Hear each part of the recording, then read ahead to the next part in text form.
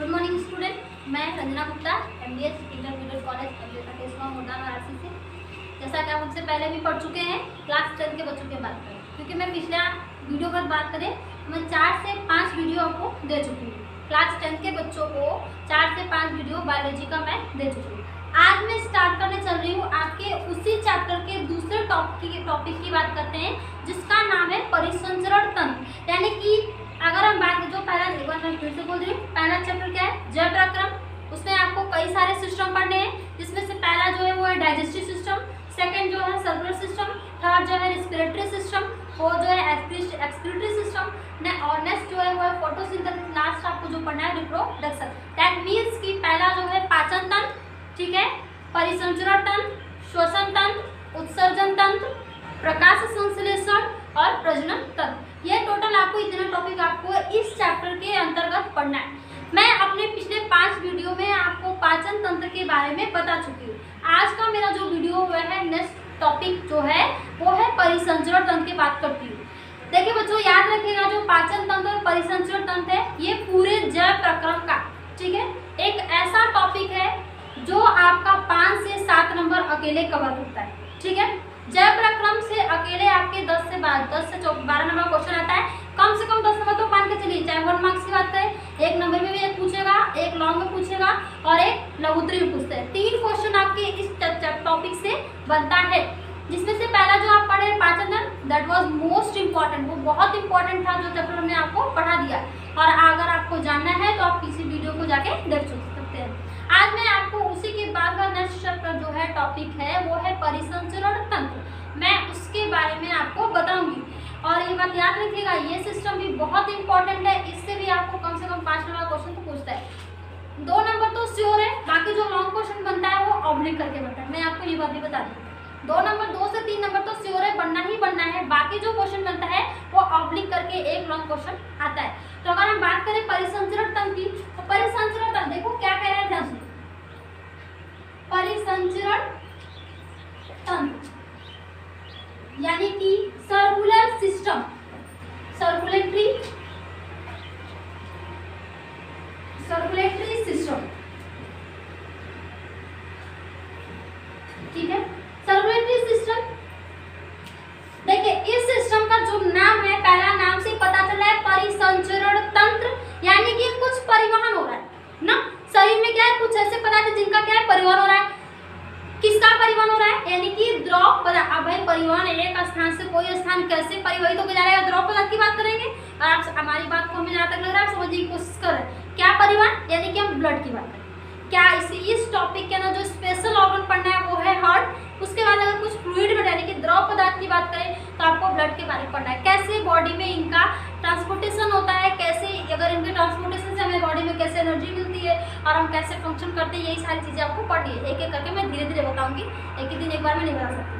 अगर बात करें परिसंचरण तंत्र, तो देखिए पाचन तंत्र को देखा जाए तो आप ये बात जानते हैं कि जो भोजन के पाचन की प्रक्रिया है वो कहाँ संपन्न होती है? छोटी आंत में। पूरा पाचन कहाँ होता है? छोटी आंत में। और उसी में होता है एक बड़ा ही इंपॉर्टेंट अंग, जिसको बोलते हैं विलाई, यानी कि रसांकुर। रसांकुर क्या करता है? जब भोजन का पूरा पाचन हो जाता है छोटी आंत में, तो वो बचे हुए भोज्य पदार्थ को क्या करती है? अवशोषित कर लेती है। अवशोषित कर लेती है, या फिर बचे हुए भोज्य पदार्थों के लिए अवशोषण का क्या करती है? माध्यम प्रदान करती है।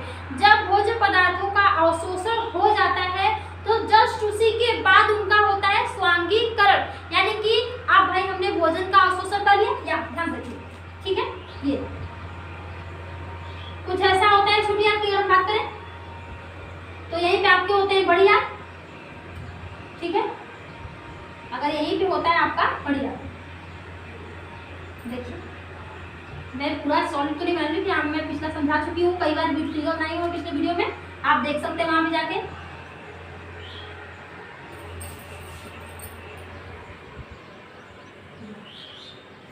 देखिए यहाँ से जब यानी कि जो ये छोटी आंत की दीवार है, यहाँ पे भोजन का जब पूरा अवशोषण हो जाता है तो ये छोटी आंत की दीवार क्या करती है? बचे हुए भोज्य पदार्थों को क्या करती है? अवशोषित कर लेती है।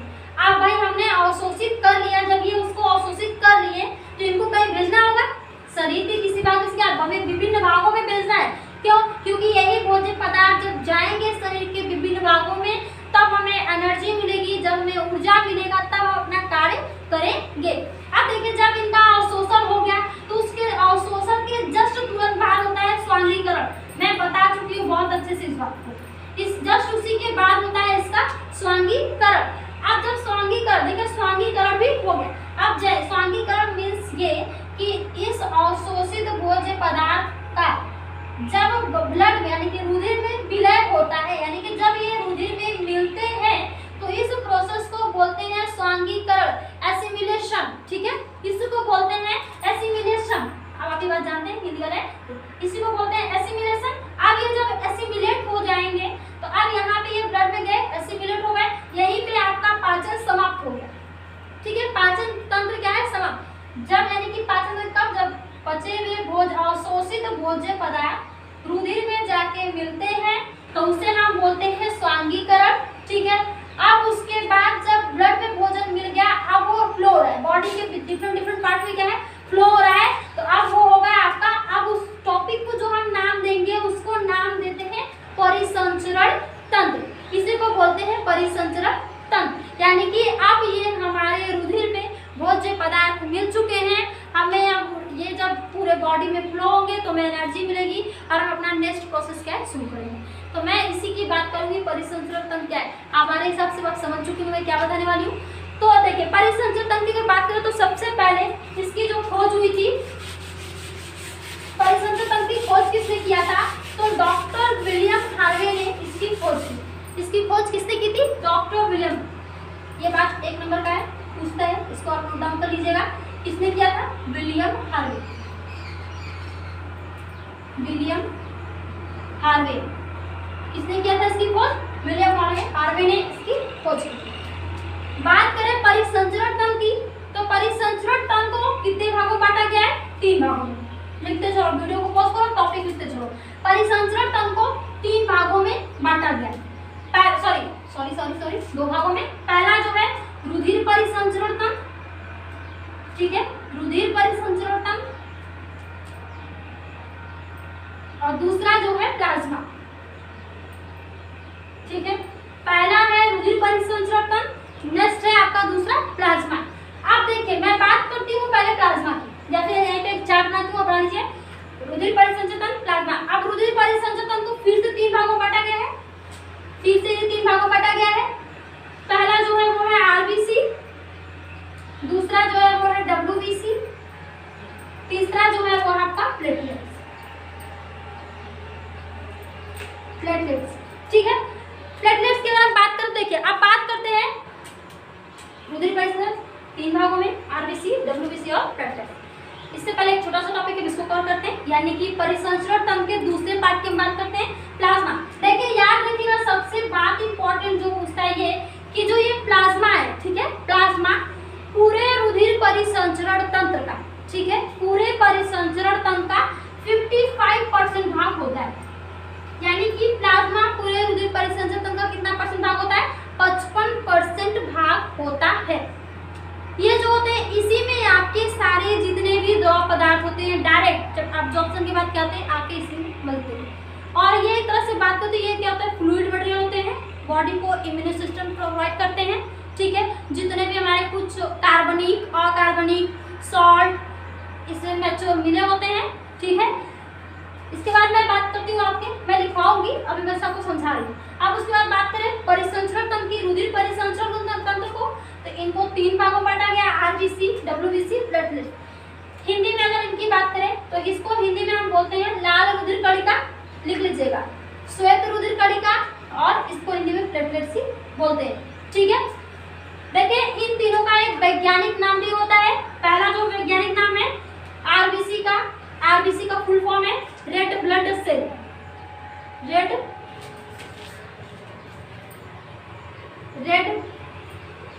Blood cell.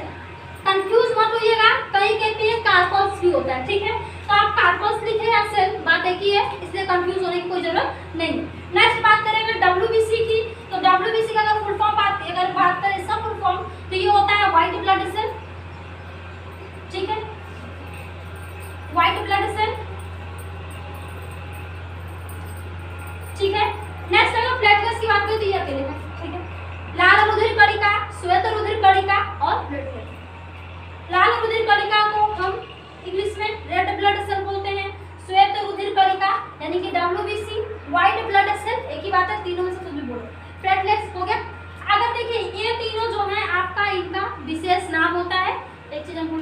सॉरी, जो ये परिसंचरण तंत्र है, रुधिर परिसंचरण तंत्र, ये पूरे परिसंचरण तंत्र का 45% हो गया 100। 45 प्लस 50 ये आपका 55 कितना हुआ 100।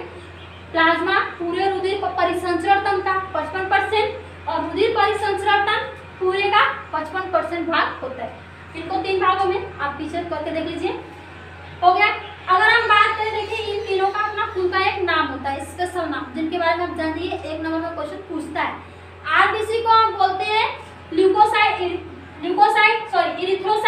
डब्ल्यूबीसी को ल्यूकोसाइट, इसको थ्रोम्बोसाइट। क्या इरिथ्रोसाइट्स, क्या आरबीसी को बोलते हैं आरबीसी को बोलते हैं इरिथ्रोसाइट, इरिथ्रोसाइट्स। डब्ल्यूबीसी को बोलते हैं ल्यूकोसाइट,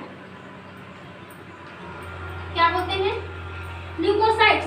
और प्लेटलेट्स को बोलते हैं थ्रोम्बोसाइट्स,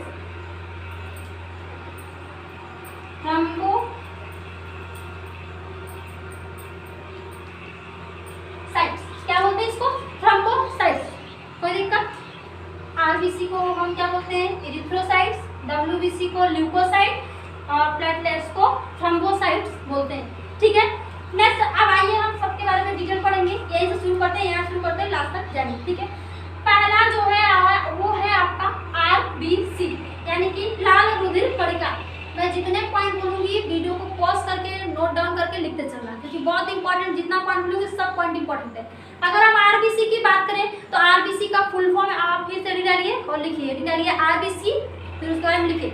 आरबीसी का फुल फॉर्म है रेड ब्लड सेल, लाल रुधिर कणिका। ठीक है, इसका दूसरा नाम भी है आरबीसी का, क्या है इरिथ्रोसाइट्स।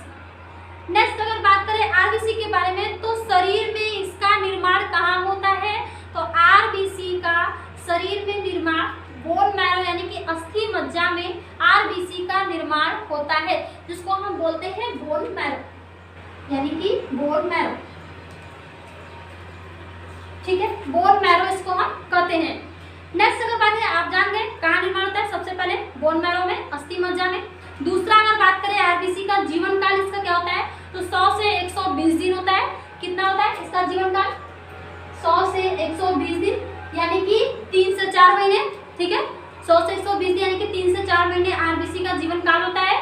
नेक्स्ट अगर बात करें एक और इम्पोर्टेंट पॉइंट की, तो आरबीसी का जो केंद्र सेल होता है, आरबीसी की जो एक कोशिका होती है, देखो रेड ब्लड सेल यानी एक कोशिका, तो अगर हम एक सेल को लेकर चले तो आरबीसी की कोशिकाओं में केंद्रक नहीं होता है। और ये सबसे इम्पोर्टेंट बात है, आरबीसी की कोशिकाओं में केंद्रक नहीं पाया जाता है।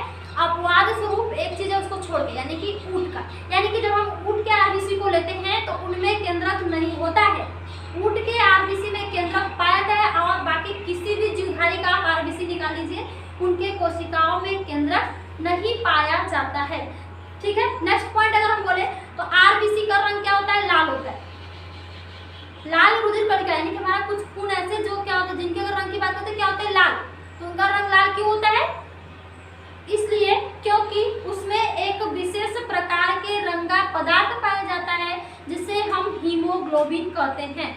यानी कि आरबीसी का रंग लाल होता है किसके कारण, हीमोग्लोबिन के कारण। हीमोग्लोबिन को हम इन द शॉर्ट एचबी कहते हैं। ठीक है, हीमोग्लोबिन आप लिख सकते हैं, जो इंपॉर्टेंट मैं लिख दे रही हूँ। ठीक है, हीमोग्लोबिन, आरबीसी का रंग लाल होता है किसके कारण, हीमोग्लोबिन। हीमोग्लोबिन को इन द शॉर्ट हम एचबी बोलते हैं। नेक्स्ट अगर बात करें आरबीसी, यानी कि आरबीसी का कब्रिस्तान, यानी कि जब आरबीसी की कोशिकाएं जब मृत हो जाती हैं, मरने के बाद ये शरीर के किस भाग में जाके एकत्रित होती हैं, तो ये जाके एकत्रित होती है प्लीहा। कहाँ एकत्रित होती है, प्लीहा। आरबीसी की कोशिकाएं मृत होने के पश्चात कहाँ जाके इकट्ठा होती हैं, तो वो प्लीहा, जिसको हम अंग्रेजी में स्प्लीन बोलते हैं। क्या बोलते हैं, स्प्लीन। स्प्लीन में जाके कलेक्ट होती है। ठीक है, यहाँ पे ये कलेक्ट होती है, यानी कि प्लीहा को, ठीक है पॉइंट नोट डाउन करो, लिखो प्लीहा को आरबीसी का कब्रिस्तान कहा जाता है, क्योंकि आरबीसी की कोशिकाएं मृत्यु के पश्चात इसी में आके इकट्ठा होती हैं। अब बात करेंगे कि प्लीहा शरीर में कहाँ होता है, तो ध्यान से देखो, फिगर में आपको दिखा देते हैं कि प्लीहा शरीर में कहाँ होता है। अगर आप डाइजेस्टिव सिस्टम वाला फिगर बनाएंगे तो वहां पे कि जैसे ही आप क्या बनाते हैं, आमाशय, ठीक है, ये आप जब आमाशय बनाते हैं, ठीक है, आमाशय बनाते हैं तो उसी के यहाँ पे आप क्या बनाते हैं, पेनक्रियास, ठीक है, इसी के जस्ट नीचे आप बनाते हैं पेनक्रियास, ये थोड़ा लंबा हुआ पेनक्रियास, और पेनक्रियास के जस्ट नीचे से आप शुरू कर देते हैं बड़ी आंत, ठीक है, बड़ी आंत शुरू करते हैं, और बड़ी आंत के बाद आपका जुड़ा होता है क्या, छोटी आंत, ठीक है, और यहाँ आपका होता है लीवर, ठीक है, ये होता है लीवर। मैं एकदम आपको जो चीजें बताना है वहां जा रही हूँ। देखो ये है आमाशय, लीवर, अग्नाशय, बड़ी आंत, छोटी आंत। देखो आमाशय और बड़ी आंत के बीच में क्या होता है, अग्नाशय, ठीक है, यानी कि पेनक्रियास, और इसी पेनक्रियास और बड़ी आंत के बीच में एक छोटी सी संरचना पाई जाती है जिसे हम स्प्लीन यानी कि प्लीहा कहते हैं, और इसी प्लीहा को आरबीसी का कब्रिस्तान कहा जाता है। आगे समझ में क्यों कहते हैं, क्लियर हो गया। नेक्स्ट अगर बात करें, अगर हम आरबीसी के बारे में हो तो यही जितने पॉइंट्स थे हमने आपको सारे इंपॉर्टेंट पॉइंट बता दिया है। रिपीट करना है तो एक बार तुम रिपीट नहीं करेंगे, आप वीडियो पीछे पॉज करके बार बार चेक कर लीजिए। अगर नहीं आए तो कल मुझसे फिर पूछना, मैं दोबारा रिपीट कर दूंगी। नेक्स्ट अगर बात करें हम डब्ल्यूबीसी की, ठीक है, तो डब्ल्यूबीसी देखो नाम से पता चला इसका फुल फॉर्म क्या है, व्हाइट ब्लड सेल, हिंदी में श्वेत रुधिर कणिका। नेक्स्ट नाम इसका दूसरा नाम क्या है, ल्यूकोसाइट, यानी कि ल्यूकोसाइट इसका दूसरा नाम है। और अगर बात करें डब्ल्यूबीसी की तो इसका रंग क्या होता है, सफेद। डब्ल्यूबीसी का रंग क्या होता है, सफेद। क्यों, क्योंकि इसमें हीमोग्लोबिन नहीं पाया जाता है, यानी कि हीमोग्लोबिन के अनुपस्थिति के कारण डब्ल्यूबीसी का रंग क्या होता है, सफेद होता है, ठीक है। नेक्स्ट पॉइंट अगर बात करें तो डब्ल्यूबीसी की जो कोशिकाएं होती है उनमें केंद्रक पाया जाता है, ठीक है। इनका निर्माण भी बोन मैरो में होता है, यानी कि अस्थि मज्जा में वहीं से होता है। और बात करें इनका तो ये इसका कार्य क्या है, सॉरी इनका जीवन काल, डब्ल्यूबीसी का जीवन काल 7 से 13 दिन। ये बात ध्यान रखना कि मैं कंफ्यूज नहीं करूंगी, कहीं कहीं आप कंफ्यूज हो जाएंगे, इसलिए मैंने ऐसा बताया कि कहीं कहीं पे किसी किसी बुक में इसका जीवन काल 7 दिन होता है, ठीक है, 7 से 8 दिन, तो इसलिए आप 7 से 13 दिन भी लगा रहे तो कोई दिक्कत नहीं है। यानी कि डब्ल्यूबीसी का जीवन क्या होता है, 7 से 13 दिन होता है। इनका काम अगर बात करें तो डब्ल्यूबीसी का कार्य क्या है, ये शरीर में सुरक्षा तंत्र को बनाए रखने का कार्य करते हैं, और इन्हें फर्दर पुनः कई भागों में 3 भागों में बांटा गया है। डब्ल्यूबीसी को पुनः 3 भागों में बांटा गया है। ध्यान दीजिए क्या कि कौन कौन से वो पार्ट है, ध्यान दीजिए।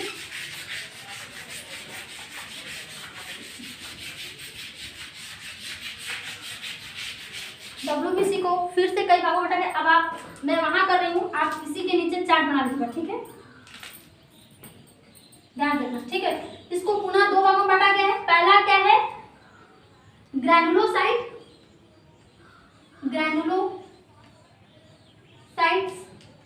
और ए ग्रैनुलोसाइट,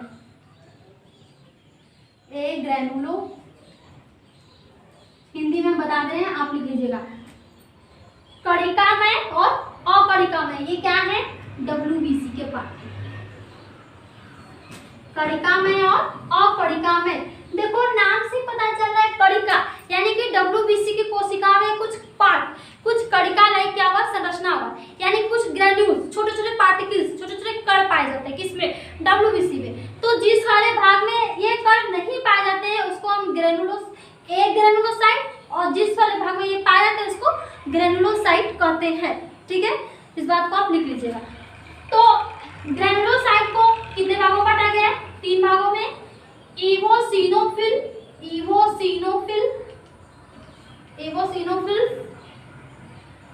बेसोफिल्स, हिंदी में लिख दे रहे हैं आप लोगों के लिए,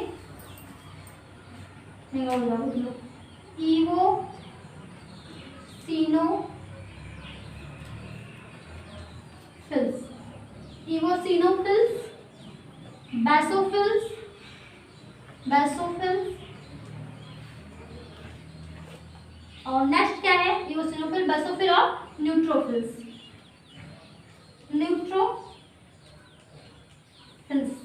देखो, और आपका दूसरा जो है वो है कणिका में, सॉरी अकणिका में, यानी कि ए ग्रैनुलोसाइट्स, ध्यान देखो, ए ग्रैनुलोसाइट्स, इनको फिर से दो भागों में बांटा गया है।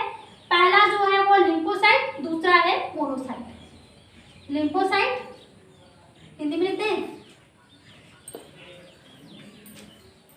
लिम्फोसाइट, लिम्फोसाइट्स, और दूसरा है मोनोसाइट्स।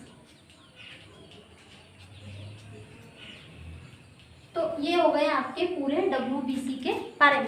कल मैं आपको बताऊंगी कि क्या इओसिनोफिल्स किसे कहते हैं, बेसोफिल्स किसे कहते हैं और न्यूट्रोफिल्स, सारे पार्ट्स के बारे में आपको बताऊंगी। अगर आप ज़्यादा ले जाओगे तो वीडियो लंबा हो जाएगा। आज के लिए इतना ही, धन्यवाद।